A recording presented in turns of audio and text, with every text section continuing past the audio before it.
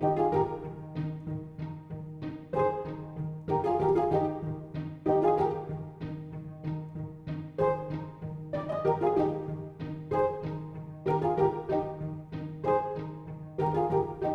m'appelle Antonin Gilles, je suis directeur de projet chez Châtillon Architectes.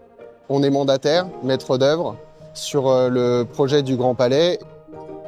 À l'ouverture du Grand Palais pour l'inauguration de l'exposition universelle, les visiteurs, quand ils rentrent dans la nef, ils ont l'effet « waouh », le volume, la lumière qui baigne cet espace.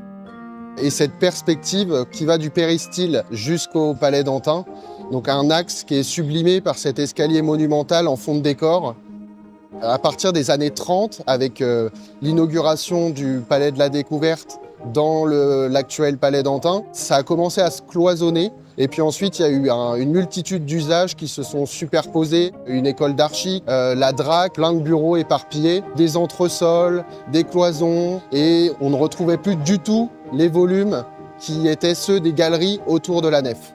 Pourquoi réouvrir et faire ces ouvertures? Tout simplement pour permettre au bâtiment de s'unifier, puisqu'on est quand même sur 3 volumes assez distincts. Donc le bâtiment antérieur, le bâtiment intermédiaire et le Palais de la Découverte. Et ces ouvertures nous permettent de relier ces entités. Donc une seule entrée, mais avec des cadrages sur des espaces lointains, donc la nef, la rotonde du Palais d'Antin. L'objectif premier, c'était de retrouver ces axes visuels.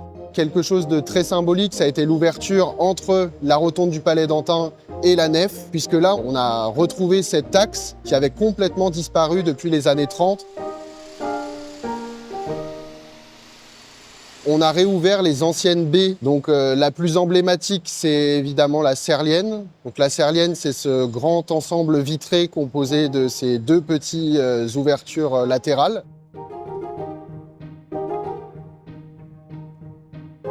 Le plus gros du vitrage, qui est le vitrage central, fait 2,6 tonnes. Pouvoir les manipuler, les emmener déjà jusqu'à pied d'œuvre et les faire rentrer dans la nef, ça a été toute une organisation. On fait intervenir des camions grues pour pouvoir les manipuler et les mettre en place dans leurs ouvrages.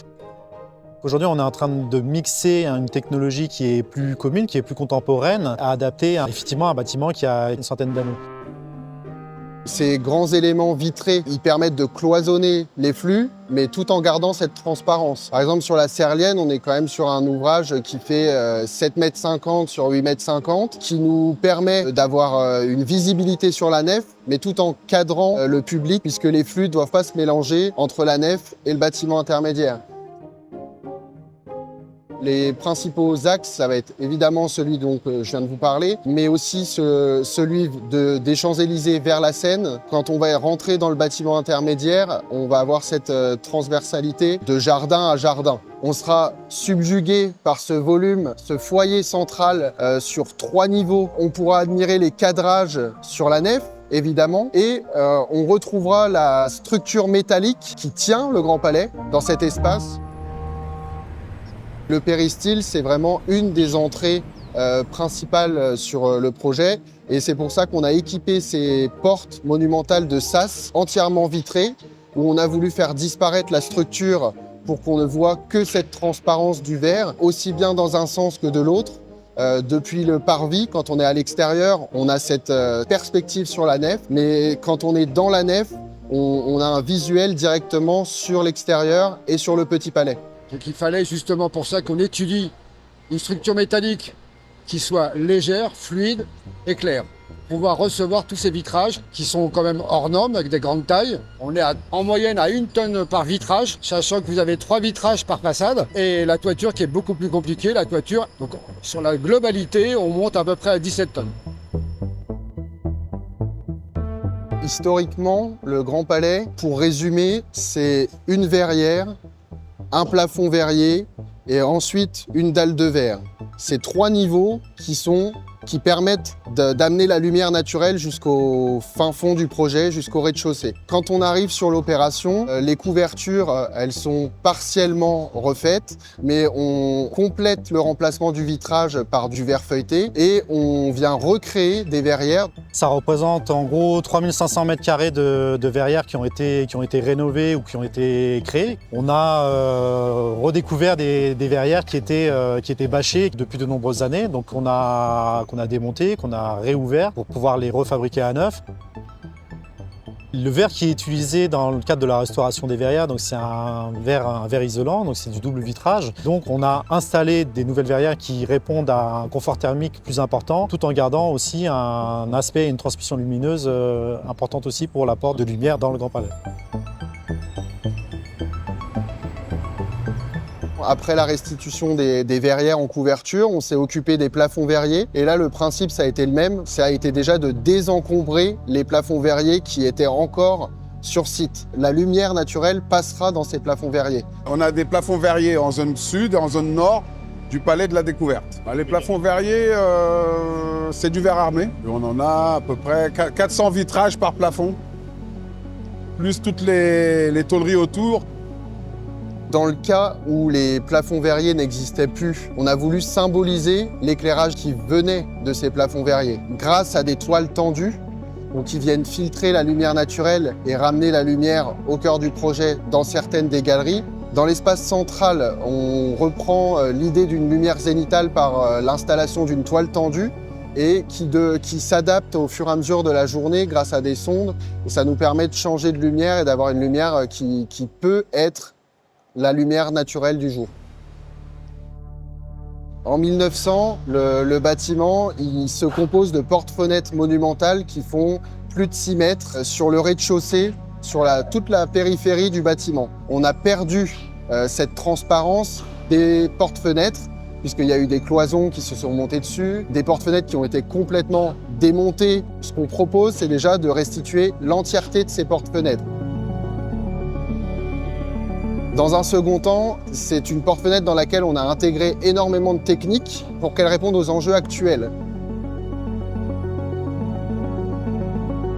Les travaux qui ont été effectués sur ces portes-fenêtres, il y a eu la dépose, le déplombage des menuiseries. On a agrandi les feuillures pour les vitrages pour pouvoir incorporer des vitrages un petit peu plus épais avec des filtres anti-UV. Pour les quelques fenêtres en désenfumage, on a repris tout le bâtiment du milieu avec une cornière métallique pour pouvoir y incorporer des ventouses et des moteurs qui nous permettent de faire l'ouverture automatique et la refermeture automatique pour tout ce système de désenfumage.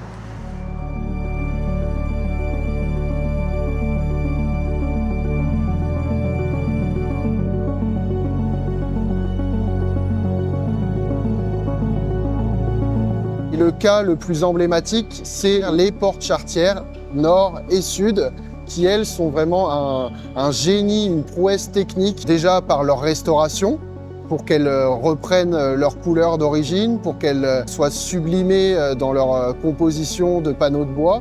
Et dans un second temps, elles sont équipées de vérins, elles sont redécoupées, elles servent au désenfumage de la nef, elles peuvent être actionnées à distance, ouvertes dans leur globalité ou partiellement. Donc on est sur un véritable enjeu technique et patrimonial.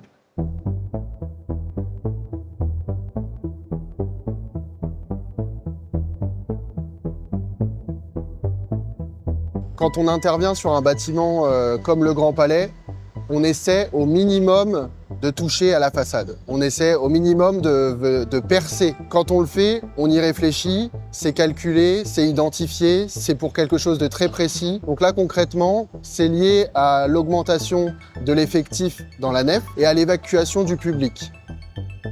Dans la nef, on a doublé les ouvertures de secours pour intégrer ce percement sur ce monument historique. Donc il y a eu des études de fait, comme les sondages. Le fait de sonder ces murs, on comprend la maçonnerie qui a été créée à l'époque, tout en pensant à la sécurité et à la prévention de l'ouvrage. On a fait toutes les façades du Grand Palais. On a créé 32 ouvertures au jour d'aujourd'hui. C'était des anciennes fenêtres, on en a fait des sorties de secours. On a changé les clés. Une clé en moyenne fait 1,5 tonne. On a la plate-bande au-dessus de la porte et c'est la partie centrale qui tient l'élément en fait. On a récupéré, on a recoupé, on a remis en place parce qu'on a, comme je vous ai dit, on a récupéré au maximum la pierre du Grand Palais. On n'a rien rajouté de l'extérieur en fait. Ce qui était au Grand Palais reste au Grand Palais. Notre travail à nous, c'est de revenir avec des produits comme ils faisaient avant. C'est-à-dire on a reteinté nous-mêmes nos joints, nos raccords, les badigeons, tout ça à l'état d'origine en fait. Mon attachement au Grand Palais, c'est la structure métallique, les 14 000 m² de vitrage, cette clarté. C'est un honneur de pouvoir travailler sur ce chantier-là. Tout a des dimensions extraordinaires, tout est en grand comme son nom l'indique. Hein. C'est un chantier de 77 000 m² qui a plus de 120 ans. Donc je peux que être fier d'avoir contribué à cet ouvrage. Quand on parle du Grand Palais, ouais, c'est beaucoup de souvenirs. Ouais, j'ai passé beaucoup d'années ici. J'étais intérimaire en 86, 87 et on faisait déjà le Grand Palais, quoi. Là, la boucle est bouclée. C'est une chance qui est partagée avec plus de 1000 personnes qui travaillent actuellement sur le chantier, une équipe de plus de 40 personnes, d'ingénieurs, des collaborateurs, d'architectes talentueux. Je pense que l'ampleur du Grand Palais, elle est unique pour tout le monde.